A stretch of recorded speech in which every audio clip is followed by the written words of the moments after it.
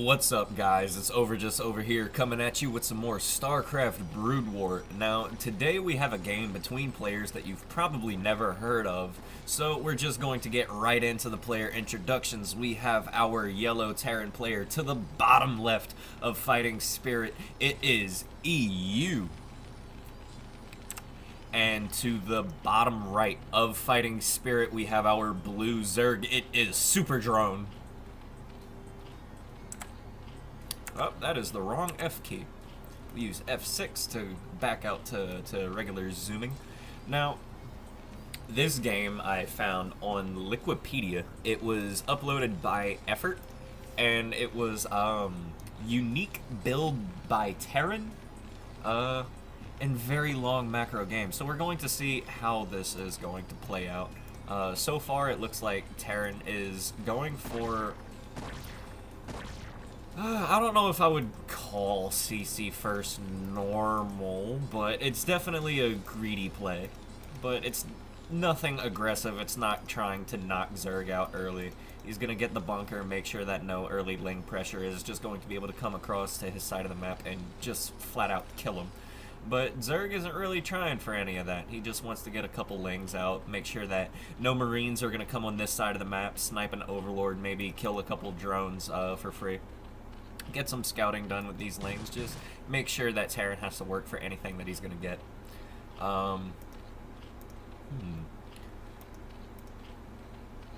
See what we're going to spend that first 100 gas on, and it's immediately going to be a lair. Okay, so we're definitely not going to see any early ling aggression come as a result of that command center first. So we're just going to go into either mutas or lurkers right away. You can never discount lurkers, but seeing as this is a third hatchery right here, I don't think it would be lurkers. I normally like to see somebody plant their third hatchery on location if they're going for lurkers right away, because then it's just really easy to defend your third base, right? And at this point, it would already be a little bit late to drop the Hydra Den. The lair is past halfway finished. We're going to see that Zergling speed 1000%. We're going to see mutas.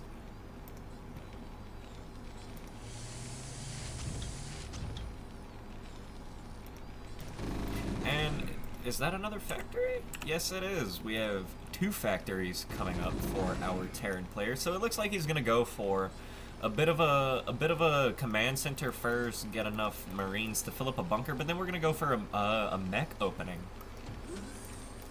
Let's see, what is this? We're going to see a starport coming out right away and an armory. So actually this looks like a Valkyrie build.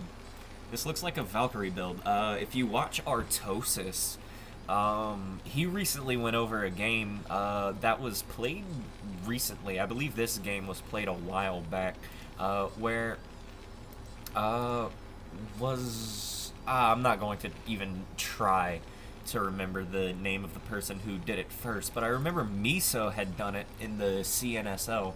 So we're going to see some Valkyries coming out to help deal with these mutas. We're also going to be able to see if we're gonna get any Goliaths. Now we're gonna grab a Wraith first. Zerglings are going to run past the bunker, get into the main base. Now these vultures are going to be able to deal with these Zerglings, but not before the Zerglings see that there are vultures out on the map. So the Zerg is going to be coming into this thinking, okay, we're going to have to deal with a mech today. So we are going to see those Hydras coming out.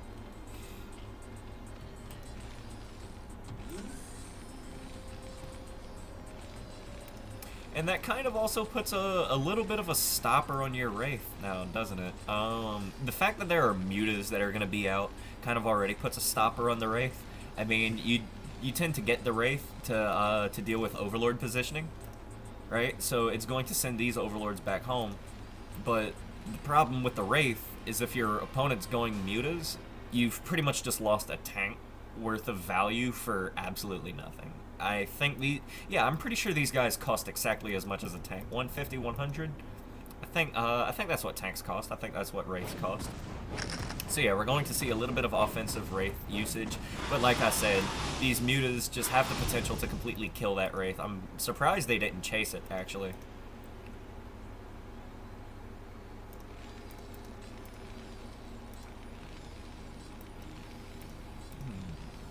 got some Goliaths coming out. Yes, we do. We've got this base at the 3 o'clock position started up by the Zerg. Not gonna go for a main or a natural. And like I've said in the previous cast, Zerg likes to go for mains or naturals to get their thirds because it... this mine is going to prevent him from taking this base. He's going to move up to take this base instead, but you're not going to be able to take this base either. Sorry about that. And not only that, but these mines are going to scout that this drone is here. So our Terran player is going to be able to come over and kill that.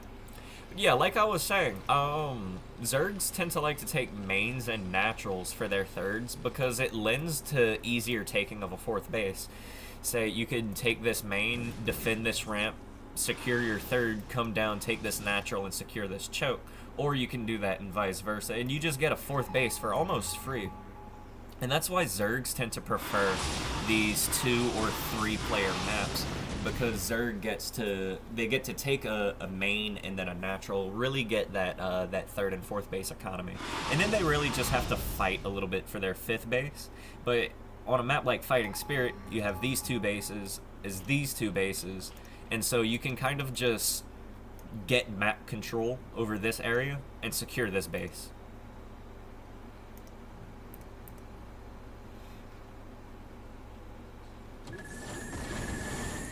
Valkyries and Goliaths going to give hell to those mutas. It looks like we're going to see a little bit of a Goliath push, lined up with +1 attack. And we're also going to see the engineering bay popping up. Now, the engineering bay is a little bit late if you're... What are... I'm sorry?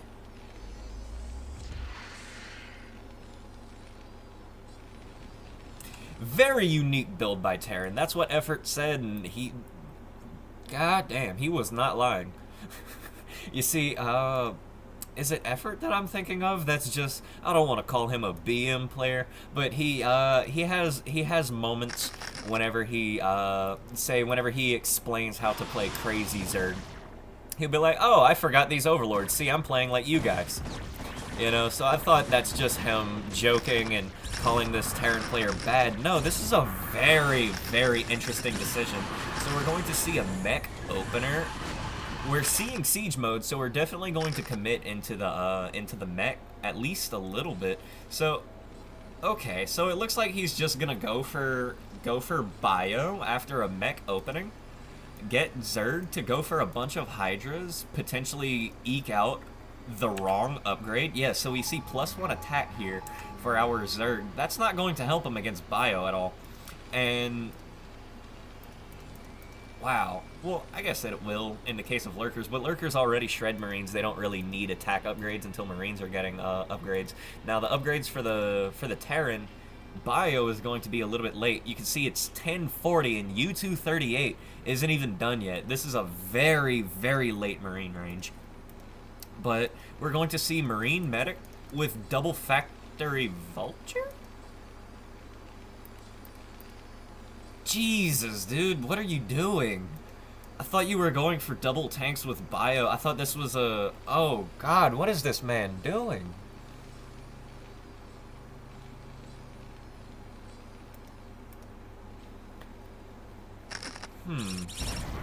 What is the Zerg going to do in response to this? We don't see a hive on the way just yet. Do we see a queen's nest at all? That's gotta be, yeah. So no queen's nest, so there's no hive on the menu just yet. The latest that you normally see a hive is, you normally see somebody start going for the hive, I should say, at the latest, whenever they start +2/+2. That way, their hive could be finished in time for +3/+3 to start. You normally don't see a hive any later. Now, you have ample reasons to go for a hive earlier. So, we're going to see when exactly Zerg decides to take the hive. So, we're going to see carapace upgrades now, instead of any attack upgrades.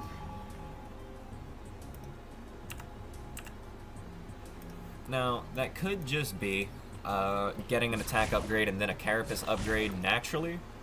Or this could be a response. Do we see any of the Marines at the front? No, so it still just looks like a mech play from our Terran. If he manages to get anything over here, scout these Marines, that would be a huge scout, would really help him figure out what's going on.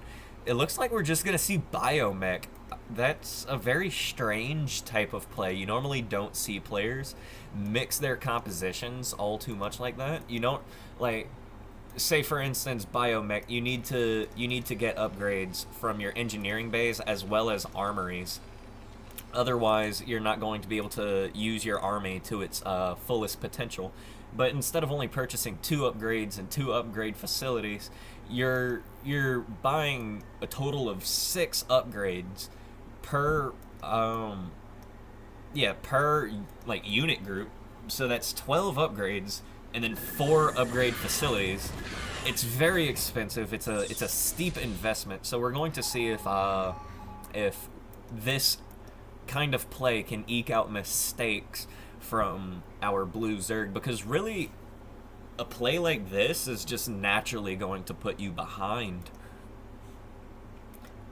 But if our blue Zerg doesn't quite know how to play against it, then we could see mistakes get made, and those mistakes could really lend benefits to Terran that would offset the disadvantages that come with going for such a, I want to say, a stretchy unit composition. It kind of stretches you thin.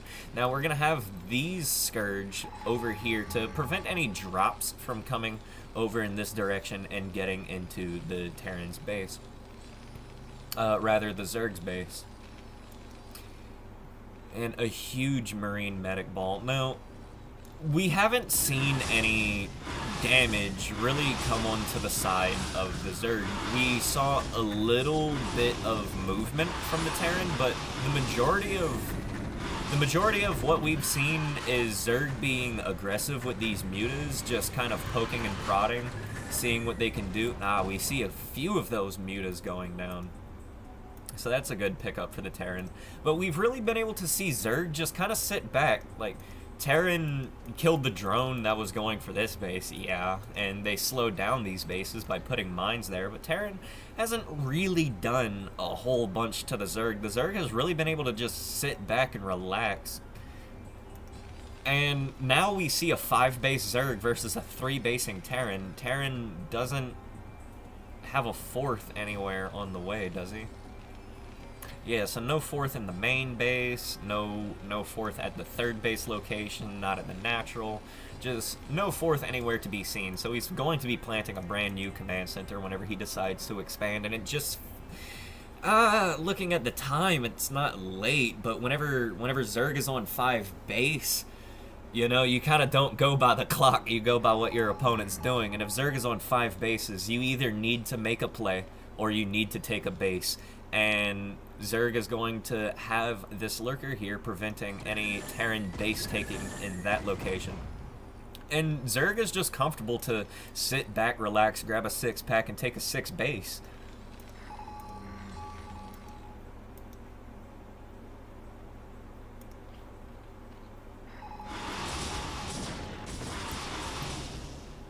Muta is going to be catching these vultures, trying to go in for a run by, but this is the extent of what we've been seeing from Terran this entire game so far. Terran has just been poking and prodding, but not really able to get too much done. And these vultures get cleaned up, having achieved denying of mining time. And that is something good, but I think what we need to see from Terran is a maxed out push with at least 2-2 on all of his units. So he has no armor upgrades for his tanks and 2 attack, and we have 1-2 for our Marines, 1 armor and 2 attack. We're gonna go into +3 attack for the vehicles and +2/+3, or +3/+2 rather, for our infantry. And what are you building more factories? Yes, you are. Okay, so we're going to see just even more BIOMECH. We're going to see where Terran decides to push. Where would I push? Where would I like to push as a Terran? I think pushing into this base would be very nice. We have 2 hatcheries out in the front, and these are going to be for Sim City, but that's also a lot of macro potential that the Zerg has. So if we can break this base, then we fork this base as well as this base, and they can both go down and knock the Zerg player back down to 3 bases, and we don't see a Nidus. And, well, actually, we do see a Nidus up this ramp and another hatchery here, so that window is... that window has quickly closed for Terran.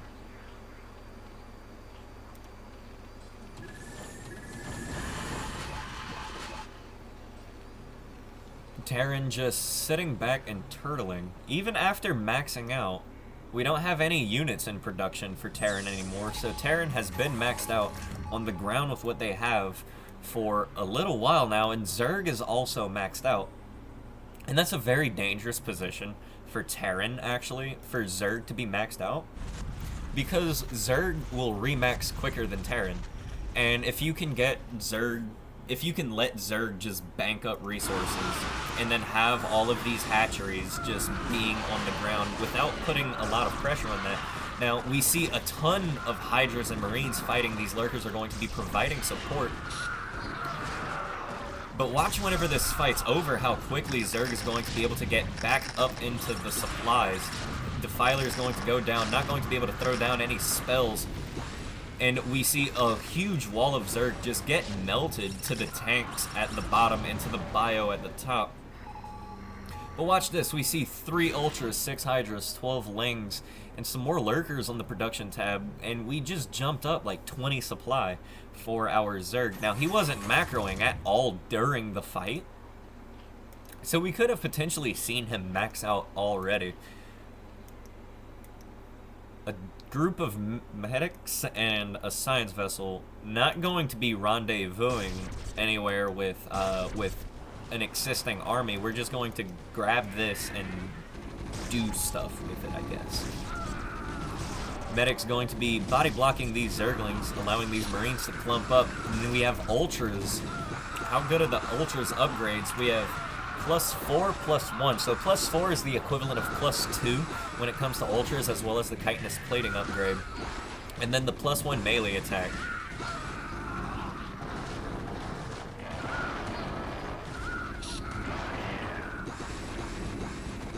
And this little skirmish up here is going really well for the Zerg. And Terran just has a ton of units back here that aren't really helping in any defense of the base or helping in this fight. They're all just kind of sitting ducks. And these Lurkers are going to come up and get punished.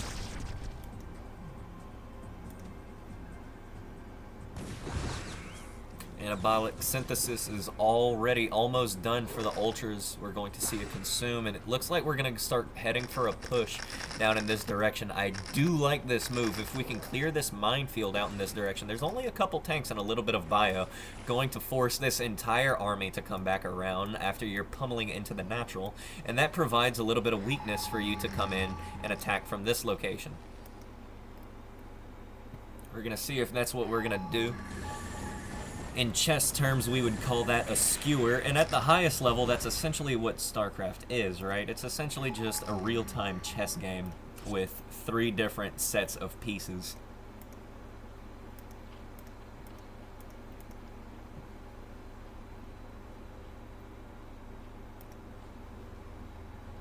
We aren't going to see any skewering maneuvers. However, aggression from this, if you want to keep talking about chess, the constant pressure from this angle essentially pins this army to this base right here. So, if this army is pinned here, yeah, it was the Zerg got here before my thoughts could. We could potentially see some moves like this where the Terran doesn't have the ability, or really the comfortability, to move their army from one location to the next in order to defend. So we can just see some crazy maneuvering tactical plays like this where Zerg just drops into the main base. And this is why I think it's really hard to play Mech against Zerg, because Mech is such an immobile composition and Zerg just has mobility in spades. They have Zerglings, they have Ultras, they have Mutas, they have Nidus, and they have the best drops in the game. They drop with their supply depots.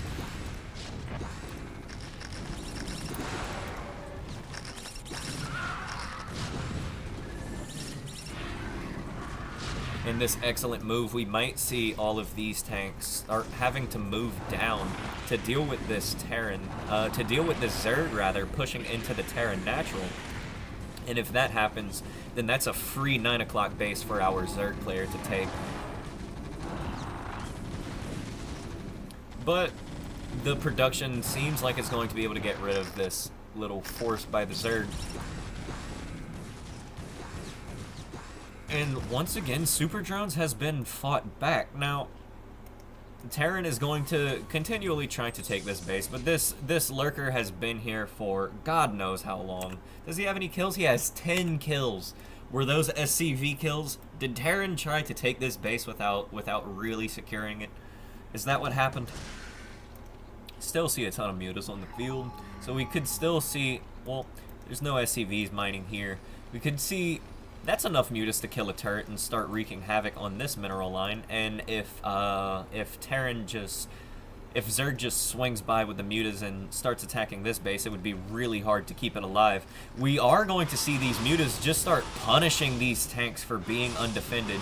Going to see some vultures come by to help with the tanks, just help absorb some of that damage. Maybe some Goliaths are coming, or some vessels are going to be coming in, bringing the irradiates onto the mutas, but these mutas are not clumped up, so it's not going to be the most effective irradiates, and these mutas are going to easily get split off from the rest of the groups. Valkyries and Goliaths are going to be pushing these mutas away from this base as well as this base, but we have this base in the red. He's going to need to repair it up. Obviously, he knows it's in the red. He's building an add-on. You have to select the command center in order to build that add-on. So he knows, and it should stay alive. It's at 200 HP. It's going to be a while before it dies anyway. Now, these mutas got caught in a really bad position, and we are going to see some of these mutas get picked off because of it. SCV's not... Okay, yeah, SCV's repairing that CC now, and we might see this turret just go down and these SCVs begin to get abused right here.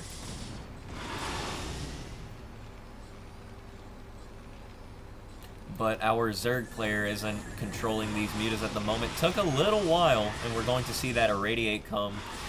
And not many SCVs are going to... I say that, these mutas are just going to commit to this location. They're going to allow themselves to get picked off and just kill off as many SCVs as they can. Vessels are going to move forward. We have an Ultralisk, probably misrallied, I would believe.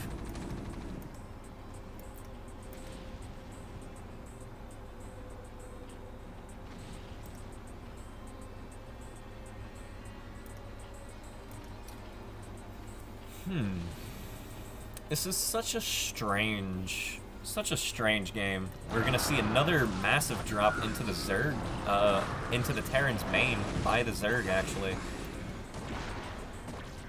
All of these factories are gonna have to lift up.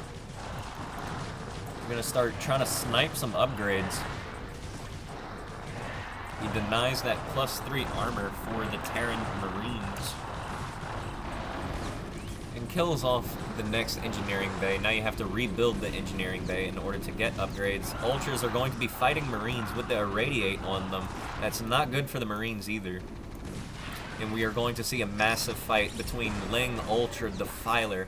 Very common late game, as well as Lurkers for support. It's another common added unit to these late games, but also some Hydras, where we still see a few Hydras out on the field, still see some Hydra usage. And that's what's interesting. Both of these players are kind of combining their compositions to deal with the worst that the other player is offering them. But as you can see, Terran is constantly being knocked down to one mining base, and this base is about to be completely done. One or two mining bases is where the Zerg wants Terran, because Zerg is only, well, I say only, they're on 4 mining bases. This base is going to be really hard for anybody to take. But if anybody's going to be able to take it, I would think that, well, Zerg is going to be able to take it sooner, Terran is going to be able to kill it and then take it later and hold it better. But this engineering bay has gotten scouted by the Zerg trying to take this expansion, and we are going to see another fight towards the mouth of the natural. We've got 3 defilers going to be able to throw up those dark swarms for the lurkers to get underneath.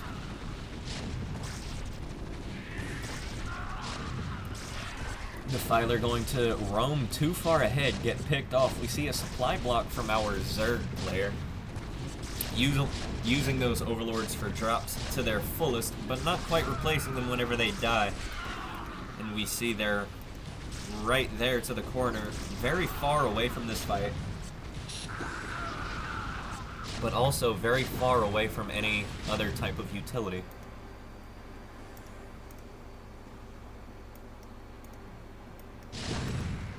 Lings just going to run into their deaths, not even going to get that vulture. However, we are going to see this swing around operation from the 12 all the way to, what is this, the 930 base. It's the top left natural. Ultras, a lurker, some Lings, a Hydra, a very ragtag motley crew type of army, just going to come in and wreak havoc onto this base. This game is wild.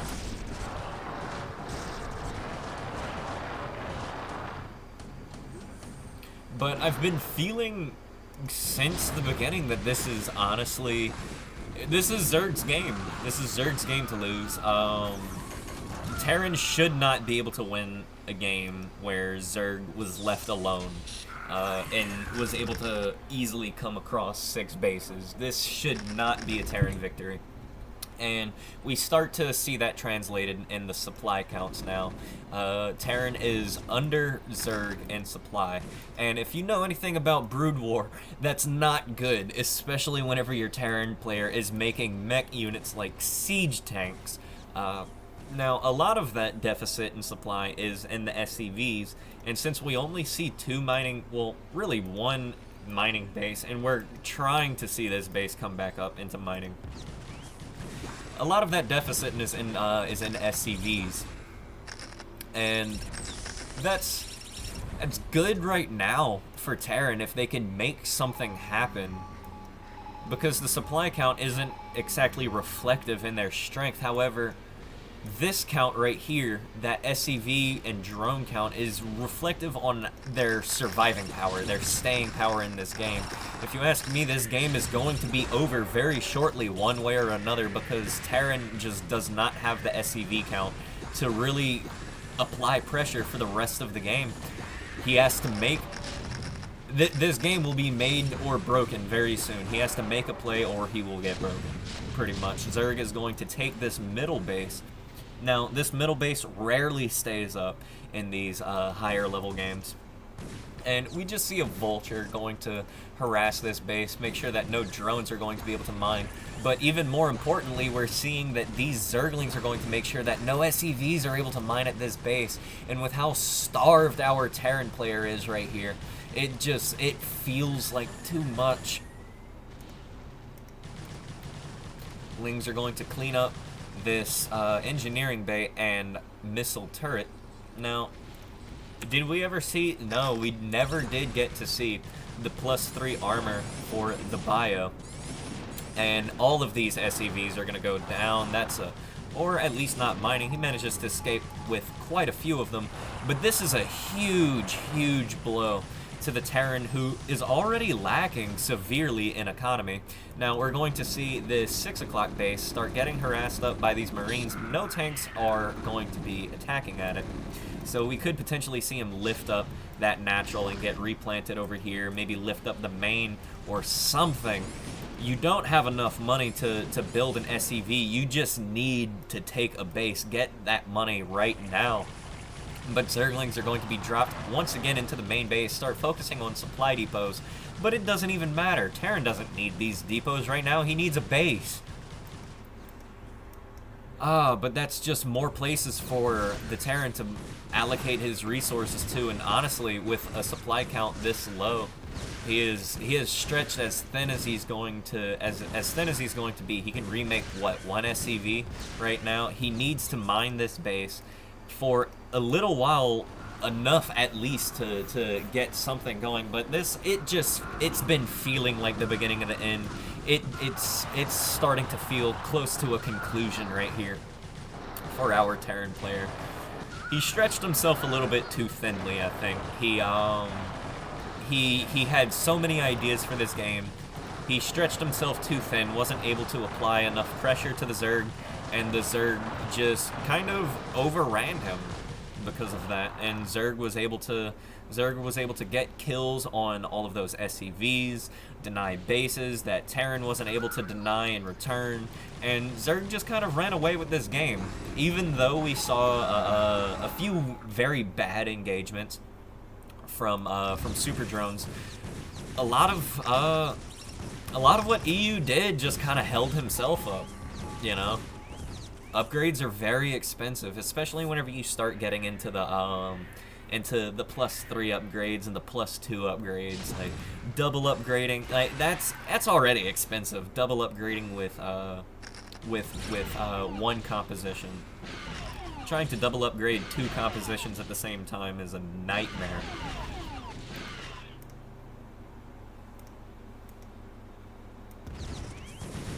But we do see pretty much every drone at this mineral line get cleaned up. Terran is desperately trying to make a play, but we're not seeing any any expansion attempts coming from Terran. It looks like we're just seeing Zerg clean up the rest of the Terran that's on the map, pretty much.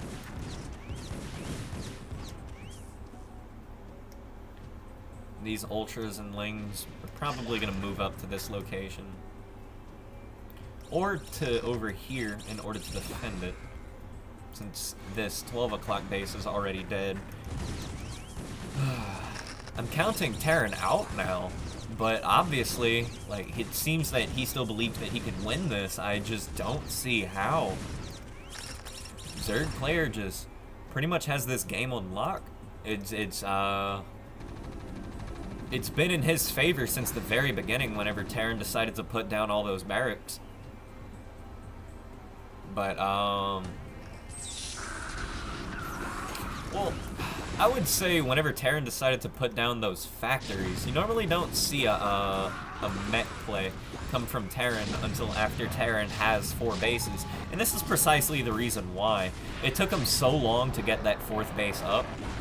And I think this is going to be it for our Terran friend.